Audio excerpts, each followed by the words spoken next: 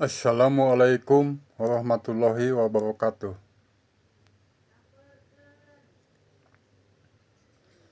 Bapak-bapak, ibu-ibu, saudara-saudara sekalian, sebangsa dan setanah air yang dirahmati oleh Allah SWT. Semoga kita semua selalu dalam lindungan Allah SWT. Dan semoga kita semua termasuk orang-orang yang selalu mendekatkan diri kepada Allah SWT.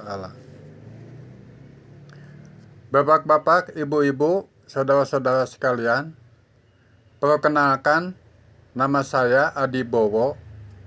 Saya ingin membahas mengenai penyakit manusia yang paling terburuk.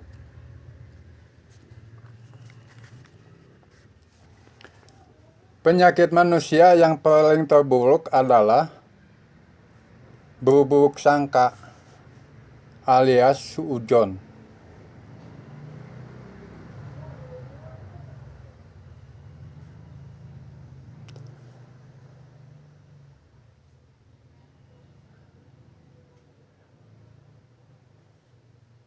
Atau disebut penyakit hati. Penyakit suudzon ini tidak kelihatan, tidak nampak seperti penyakit lain umumnya. Tidak kelihatan wujudnya karena penyakit ini adanya di dalam hati kita.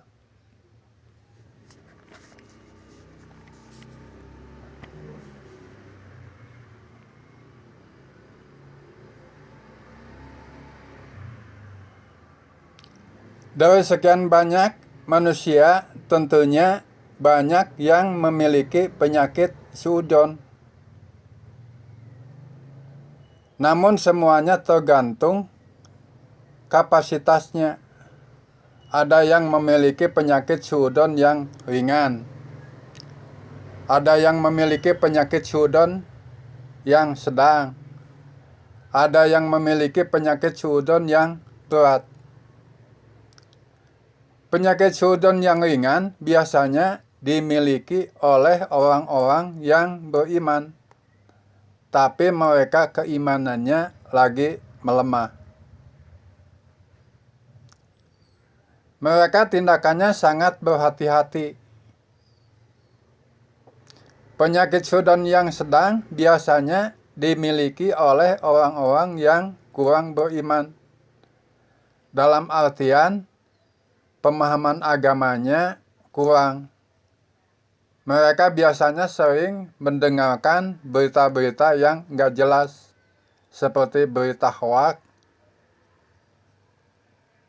dan lain-lain.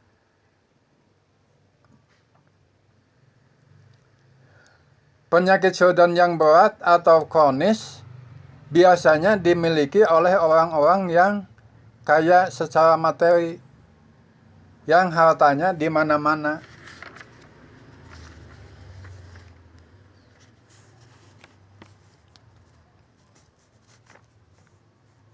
Seperti kekayaan para koruptor, seperti kekayaan para politisi, seperti kekayaan para mafia hukum, seperti kekayaan para penjahat kelas kakap, seperti kekayaan pejabat tinggi, seperti kekayaan para penipu ulung.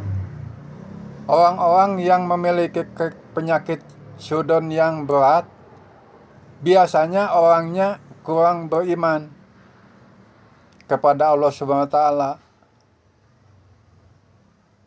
Berimannya kepada sesama makhluk, kepada dukun, kepada paranormal, dan lain-lain.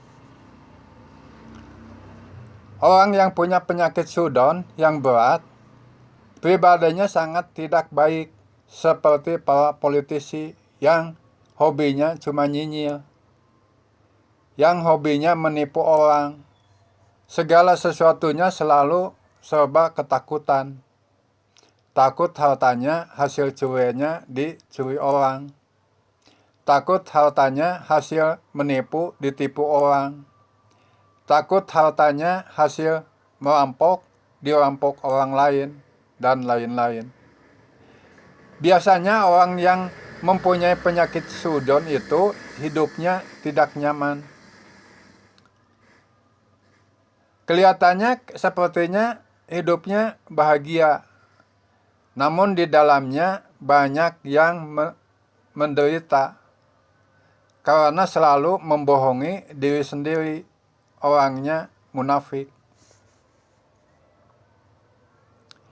Keyakinannya segala sesuatunya kepada sesama makhluk, bukan kepada Allah Subhanahu wa Ta'ala, karena kurang bersyukur apa yang diberikan oleh Allah Subhanahu wa Ta'ala. Bapak-bapak, ibu-ibu, saudara sekalian yang dirahmati oleh Allah Subhanahu wa Ta'ala, sebangsa dan setanah air yang dirahmati oleh Allah Subhanahu wa Ta'ala, orang yang punya penyakit suudon yang berat biasanya orangnya pengecut, tidak berani menyelesaikan masalah sendirian. Dalam satu contoh kasus di pengadilan, mereka sampai menggunakan seorang pengacara yang banyak. Itu berarti tandanya orang yang pengecut.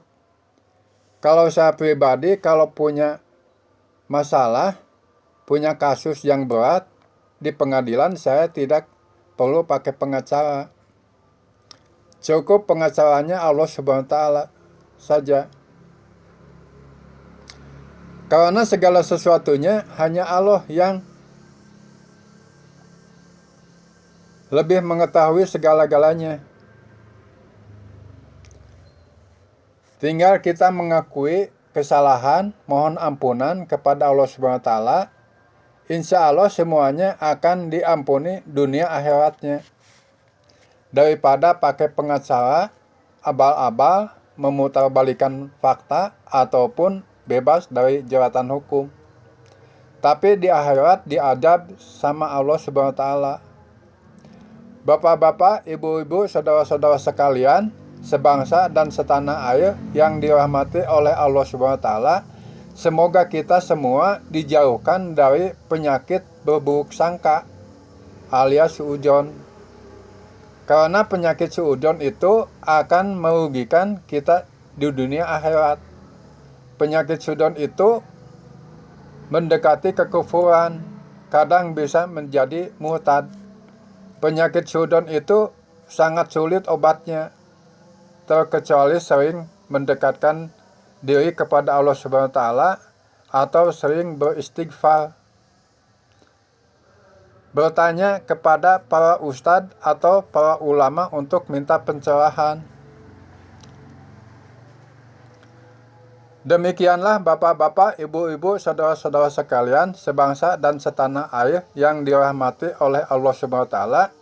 Saya mohon maaf yang sebesar-besarnya apabila ada ulasan saya yang tidak berkenan di hati. Wabil taufik wal hidayah. Wassalamualaikum warahmatullahi wabarakatuh. Amin.